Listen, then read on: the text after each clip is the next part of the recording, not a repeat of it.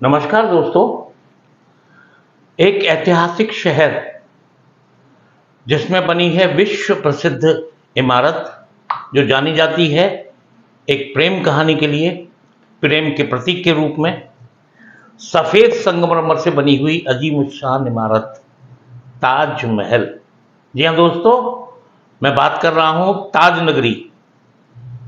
इस नगरी को एक और नाम दिया जाता है कि यहाँ पर है एक बहुत ही सुप्रसिद्ध मिठाई जिसको लोग बड़े चाव से खाते हैं। यहाँ आने वाले पर्यटक यहाँ का पेठा जरूर ले जाना चाहते हैं। जी हाँ दोस्तों, पेठा यहाँ की बहुत अच्छी सुप्रसिद्ध मिठाई है जो विश्व प्रसिद्ध है और इसको पेठा नगरी के रूप में भी जाना जाता है।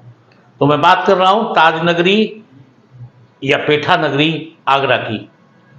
आगरा ऐतिहासिक शहर है। महाभारत काल में इसको अग्रवन बोला जाता था। तो आप सोच रहे होंगे कि बात चल रही है टीबी की जागरूकता की, तो उसमें ताजमहल और पेठे का जिक्र क्यों आया। मैं सिर्फ ये बताना चाह रहा था कि आगरा में केवल यही दो चीजें विश्व स्तरीय प्रसिद्धि के लिए नहीं है, यहां पर एक चिकित्सा के क्षेत्र में विश्व स्तरीय अनुसंधान केंद्र भी है। एक नहीं दो। एक है जिसका नाम शायद आप लोगों ने सुना हो, जालमा, Japanese leprosy mission for Asia, जो कि 1966 में स्थापित हुआ और 1967 में ये भारत सरकार के अधीन आ गया। और भारत सरकार के अधीन आते ही ये भारत की ICMR, Indian council for medical research की एक यूनिट की तरह काम करने लगा। और यहां पर लेप्रोसी, वायरोलॉजी, फाइलेरियसिस और अब इसमें टीबी का भी काम हो रहा है। टीबी का काम जो कि पूरे देश के स्तर पर इसकी पहचान है और ये राष्ट्रीय स्तर की लैब है। NRL, नेशनल रेफरेंस लेबोरेटरी, यानी कि राष्ट्रीय स्तर की लैब का काम टीबी से रिलेटेड यहां हो रहा है। इसी तरह एक दूसरा संस्थान है जो कि यहाँ स्थानीय तौर पर अमेरिकन टीबी अस्पताल के रूप में जाना जाता था, या TBDTC। इसकी स्थापना भी 1950-60 के दशक में हुई और ये लंबे समय तक स्वास्थ्य कर्मियों को, चिकित्सकों को जो कि टीबी कंट्रोल में लगे थे, उनको प्रशिक्षण देता रहा। बाद में ये राज्य सरकार, उत्तर प्रदेश राज्य सरकार के अंतर्गत आ गया और उसके बाद ये हो गया state TB training and demonstration centre, STDC। यानी कि यहां पर जितने भी कर्मचारी और कार्यकर्ता RNTCP या NTP, जो कि अब NTP हो गया है, NTP में कार्य करते हैं, उनको तकनीकी जानकारी रिफ्रेश कराई जाती है। नए जो कर्मचारी होते हैं उनको तकनीकी जानकारी से प्रशिक्षण दिया जाता है और समय समय पर जानकारियां जो जुड़ती हैं, नई जानकारियां, उनसे रिफ्रेश कराया जाता है। चिकित्सकों को भी ट्रेन किया जाता है और 2021 से इसको राष्ट्रीय स्तर के ट्रेनिंग सेंटर की उपाधि मिल गई है। यानी कि अब इसमें पूरे भारत के विभिन्न राज्यों से लोग यहाँ ट्रेनिंग के लिए आते हैं और उनको यहाँ की टीम ट्रेनिंग करती है। यहाँ पर काम करने वाले लोगों का ज्ञान बहुत उत्तम श्रेणी का, उच्च श्रेणी का है। बहुत उल्लेखनीय काम कर रहे हैं ये लोग। यहाँ मॉनिटरिंग करते हैं, ट्रेनिंग करते हैं, एनालिसिस करते हैं और साथ में ये STDC, जो कि TBDTC था पहले, STDC आगरा अब उत्तर प्रदेश की IRL, यानी कि इंटरमीडिएट रेफरेंस लैब, यानी कि राज्य स्तरीय लैब का काम भी कर रही है।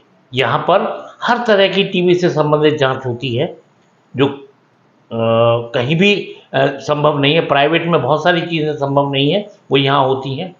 यहाँ का लैब का स्टाफ बहुत ट्रेंड है, हाईली क्वालिफाइड लोग हैं।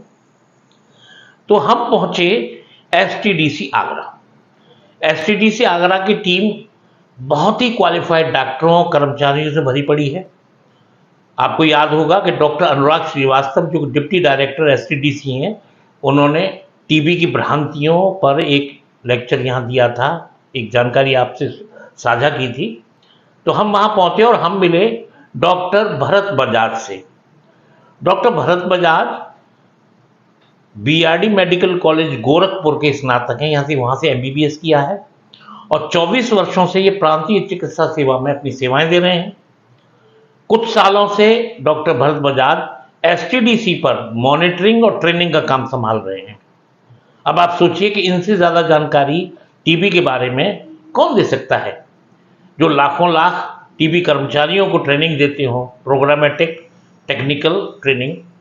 तो हमने इनसे अनुरोध किया कि वो आम जनता की भाषा में एक ऐसा आलेख प्रस्तुत करें, एक जानकारी ऐसी रखें जिससे कि आम आदमी ये पहचान पाए कि टीबी के रोगी को कैसे पहचाना जाए। नमस्कार दोस्तों, मैं हूं डॉक्टर अनिल सागर वशिष्ठ और आप देखना शुरू कर चुके हैं एमएचएमसी हेल्थ अड्डा। और आज इस हेल्थ अड्डा में हम लेकर आए हैं डॉक्टर भरत बजाज द्वारा आपके लिए बहुत ही जरूरी जानकारी कि टीबी के मरीज को, टीबी के रोगी को एक आम आदमी कैसे पहचाने समाज में। क्योंकि जब तक आम आदमी जुड़ करके इस अभियान से नहीं जुड़ेगा, ये सपना कि 2025 तक टीबी का उन्मूलन हो जाए भारत से संभव नहीं है। तो आइए सुनते हैं डॉक्टर भरत बजाज को। नमस्कार मित्रों, क्या आप जानते हैं कि हमारे माननीय मोदी जी का सपना है कि हमारा भारत 2025 तक टीबी रोग से मुक्त हो जाए। यदि नहीं तो मैं आपको बता रहा हूं कि हमारे इंडिया में जो टीबी के मरीज हैं, आज भी हर साल लगभग 24 लाख मरीज टीबी के निकलते हैं। तो हमें सबसे पहले क्या समझना है कि टीबी की पहचान कैसे करें, टीबी है क्या, टीबी को कैसे पहचाना जाए। टीबी एक संक्रामक बीमारी है जो यदि एक में हो जाए तो दूसरों में लगना आसान है, लेकिन इसको समझने के लिए हमें पहले लक्षण देखने पड़ेंगे। टीबी के लक्षण क्या क्या हैं? टीबी मुख्यतः फेफड़ों को प्रभावित करती है, जो कि 80% टीबी के मरीज हमारे फेफड़े की टीबी के मरीज होते हैं। लेकिन क्या अगला क्वेश्चन आता है, टीबी शरीर में कहीं और हो सकती है? तो इसका जवाब है हाँ, शरीर में किसी भी अंग में टीबी हो सकती है, लेकिन 80% जो मरीज हमारे हैं वो फेफड़े की टीबी से प्रभावित है। फेफड़े की टीबी हो या फेफड़े से बाहर किसी भी अन्य अंग की टीबी हो, उनमें कुछ लक्षण हमारे पास सामने आते हैं जो हमें जानना बहुत जरूरी है। जैसे कि फेफड़े की टीबी है तो 2 हफ्ते से ज़्यादा की खांसी। यदि हमारे आसपास कोई भी ऐसा व्यक्ति है जो खांस रहा है, हम रोज उसको देखते हैं कि खांस रहा है, तो हमारा उत्तरदायित्व बनता है हम ये पूछे, भैया खांसी कब से है आपको? तो वो कहेगा कि साहब 2 हफ्ते, 3 हफ्ते या 1 महीना। 2 हफ्ते जहां कह दिया तो ये टीबी हो सकती है। ऐसे मरीजों की जल्द से जल्द हम पहचान करें और उन्हें हमारे निकटतम हर जगह बलगम परीक्षण केंद्र बने हुए हैं सरकार की तरफ से, हम ऐसे मरीजों को तुरंत उन बलगम परीक्षण केंद्रों पर जांच के लिए भेजें जहां पर उनकी बलगम की जांच हो और जांच में पता चल जाए कि टीबी है या नहीं। अगला सवाल आता है, टीबी है तो फिर उसका इलाज। क्योंकि टीबी है उसका इलाज कुछ लंबा है। लंबा मीन्स 6 महीने, 12 महीने, 18 महीने या 24 महीने भी हो सकता है। लेकिन जो सामान्य टीबी होती है उसका इलाज होता है 6 महीने का। हमारा अगला उत्तरदायित्व बनता है कि टीबी जांच के लिए वो व्यक्ति पहुंचा कि नहीं और उसके जांच में टीबी पाई गई कि नहीं। यदि टीबी पाई गई है तो फिर अगला कदम हमारा है इलाज वो पूरा ले रहा है। बहुत इंपॉर्टेंट है इलाज को पूरा लेना और हर रोज लेना। इसमें नागा किसी तरह का नहीं होना चाहिए, क्योंकि ये टीबी फिर सामान्य से बिगड़ी हुई टीबी में बदल जाती है, जिसको MDR टीबी बोला जाता है, मल्टी ड्रग रेजिस्टेंस। सामान्य टीबी 6 महीने में ठीक हो जाएगी, लेकिन MDR टीबी ठीक होने में 24 से 30 महीने भी लग सकते हैं। इसलिए हमारा सबसे पहला काम यह है कि जो भी टीबी का इलाज ले रहा है वो पूरा इलाज ले। इसके साथ साथ उसकी नियमित अंतराल पर जांचें भी होती रहे, जिससे ये पता चलता है कि ये व्यक्ति सही हो रहा है या नहीं। तो हमारा एक जिम्मेदार नागरिक होने के नाते ये कर्तव्य बनता है कि हमारे आसपास यदि किसी को खांसी है तो हम उसे निकटतम बलगम परीक्षण केंद्र तक अवश्य पहुंचाएं या उसे बता दें कि यहाँ बलगम की जांच उपलब्ध है, आप करा सकते हैं। इसके बाद मैं आपसे कहना चाहूँगा, इलाज जो कि सरकार द्वारा पूर्णतः मुफ्त उपलब्ध है, आपको मिल जाएगा। लेकिन अभी हमारी सरकार ने योजना चला रखी है निश्चय पोषण योजना के नाम से, जिसके अंतर्गत हर मरीज को हर महीने 500 रुपए एक पोषण भत्ता दिया जाता है, जो कि उनके अकाउंट में सीधे जाता है डीबीटी के माध्यम से, डायरेक्ट बेनिफिट ट्रांसफर। तो ये सरकार दे रही है पोषण भत्ता, और साथ में निश्चय मित्र भी बनाए जाते हैं जो कि मरीज के स्वास्थ्य का ध्यान रखते हैं और उन्हें पोषण अपनी तरफ से उपलब्ध कराते हैं। यदि कोई निश्चय मित्र बनकर टीबी के मरीजों की सहायता करना चाहता है तो वो भी हम लोग कर रहे हैं कि निश्चय मित्र बना दिए जाएं और टीबी के मरीज की देखरेख करें और उन्हें पोषण अपनी तरफ से हर महीने जो दे सकते हैं इतना उनको दिया जाए। तो अब हम बात करते हैं कि टीबी कितने प्रकार की होती है। टीबी दो प्रकार की, जैसा कि मैंने आपको बताया कि एक फेफड़ों की टीबी और दूसरी होती है फेफड़ों के अलावा किसी अन्य अंग की टीबी। फेफड़ों की टीबी हो या किसी भी अंग की टीबी हो, कुछ लक्षण सामान्य होते हैं, जैसे बुखार, हल्का बुखार रहना, रात में पसीना आना, वजन का कम होना या फिर भूख न लगना। ये तो कॉमन लक्षण हैं दोनों तरह की टीबी में। और दूसरा, हम अगर फेफड़े वाली टीबी, जिसको पल्मोनरी टीबी बोलते हैं, उसकी बात करें तो फेफड़ों में यदि टीबी है तो खांसी होगी जो 2 हफ्ते से ज़्यादा पुरानी होगी। इसके साथ खांसी में बलगम आएगा, बलगम में खून भी आ सकता है, या फिर वजन कम होना, हल्का बुखार होना, रात में पसीना होना। ये सारे सिम्टम्स आपके मिलेंगे फेफड़ों वाली टीबी में। अब हम फेफड़ों से बाहर अन्य अंगों की बात करें तो दूसरे अंग, किसी भी अंग में टीबी हो सकती है, सिर से लेके पांव तक, जो भी जीवित अंग है तो उसमें टीबी हमें मिल सकती है। जैसे हम बात करें पेट की टीबी, तो पेट, अगर हम पेट बोलते हैं तो पेट से संबंधित लक्षण हमारे सामने आएंगे। पेट में दर्द होगा या अपच रहेगा, कॉन्स्टिपेशन हो सकता है।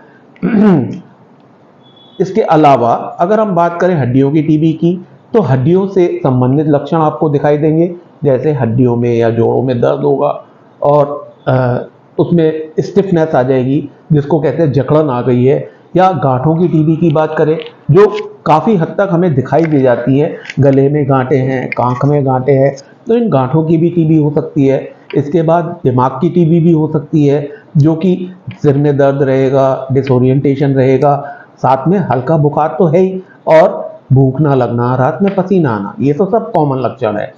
तो टीबी से ग्रसित कोई भी व्यक्ति अगर हमारे सामने आता है तो इन लक्षणों के आधार पर हम पहचान सकते हैं कि ये टीबी का रोगी है। लेकिन यदि समाज में हमें टीबी का मुख्य लक्षण जानना है तो वो पल्मोनरी टीबी है, जो कि मैंने आपको बताया था 80% फेफड़े के टीबी के मरीज है।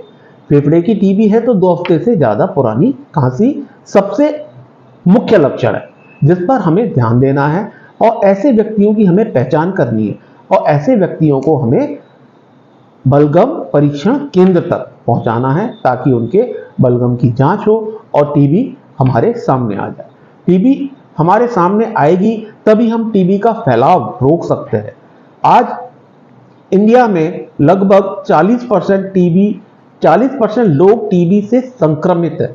संक्रमण और लक्षण के आधार पर टीबी का रोग अलग अलग चीजें हैं, लेकिन अगर टीबी फैलेगी कम तो फिर लोगों में संक्रमण भी कम होगा, जिससे हम टीबी की रोकथाम कर सकते हैं।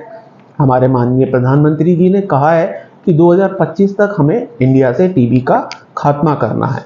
इसके लिए हमारा कर्तव्य बनता है कि हम ऐसे रोगियों की पहचान करें और उनकी तुरंत जांच कराएं, साथ में उनके पोषण का ध्यान रखें, इलाज पर चल रहे मरीजों का ध्यान दें कि इलाज पूरा ले रहा है कि नहीं, और निश्चित अवधि के बाद उनकी जो जांचें होनी है उन जांचों का भी हम ध्यान रखें।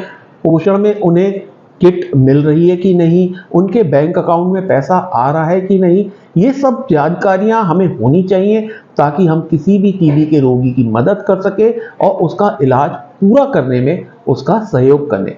निश्चय मित्र बनकर आप लोग भी टीबी के मरीज का भला कर सकते हैं। हमारे इंडिया में जितने टीबी के रोगी हैं उनसे अधिक दान देने वाले लोगों की कमी नहीं है। तो हर टीबी के व्यक्ति को, टीबी के रोगी को कोई एक आदमी अगर गोद लेकर उसकी देखरेख करता है, उसे पोषण के लिए कुछ देता है, तो इससे टीबी से जल्दी आदमी को छुटकारा मिल सकता है और इलाज पूरा कर सकता है। तो हमारा एक जिम्मेदार नागरिक होने के नाते ये कर्तव्य बनता है। मैं अब बात करता हूँ फेफड़े की टीबी का, जिसमें 2 हफ्ते से पुरानी खांसी मुख्य लक्षण है। ऐसे रोगी हमें दिख सकते हैं, हमारे समाज में कहीं भी हो सकते हैं, तो हम उन व्यक्तियों को हर हाल में हम अपने जहाँ पर बलगम परीक्षण केंद्र है वहाँ तक उनको पहुँचाने में मदद करें। यदि टीबी निकलती है तो उनका पूरा इलाज कराने में अपना सहयोग दें ताकि हम जल्दी से जल्दी हमारे भारत को टीबी मुक्त कर पाए।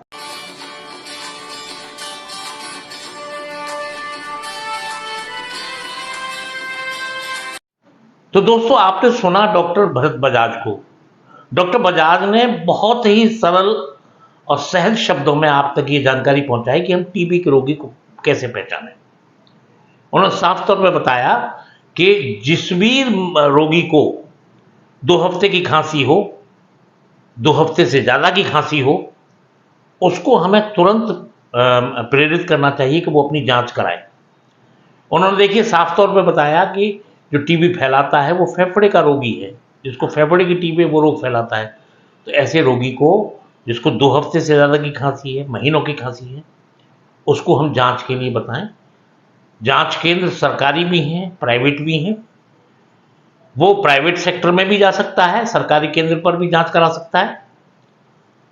जांच कराए और एक आम नागरिक के तौर पे उन्होंने, देखिए डॉक्टर बजाज ने साफ तौर पे इस पर जोर दिया, एक आम नागरिक को इसका भी ध्यान रखना है कि जिसको जांच के लिए प्रेरित किया है उसका पता रखें कि क्या उसकी जांच हुई तो जांच में कहीं उसे टीबी तो नहीं निकली, और अगर टीबी निकली है तो क्या उसका इलाज शुरू हुआ। इलाज शुरू हो गया है तो एक आम नागरिक की जिम्मेदारी ये भी है कि वो इसका ध्यान दे कि मरीज जो टीबी के इलाज पर है वो अपना इलाज नियमित तरीके से करे, बीच में छोड़े नहीं, नागा नहीं करे, तभी तो ये टीबी ख़त्म हो पाएगी। तो दोस्तों, इस तरह की जानकारी हम आगे भी लाते रहेंगे। अभी कैमरे के पीछे थी हमारी टीम की कुमारी रुचि, और ऐसे ही बहुत सारे जानकारी भरे विषय हम आपके सामने लाते रहेंगे। नमस्कार, धन्यवाद।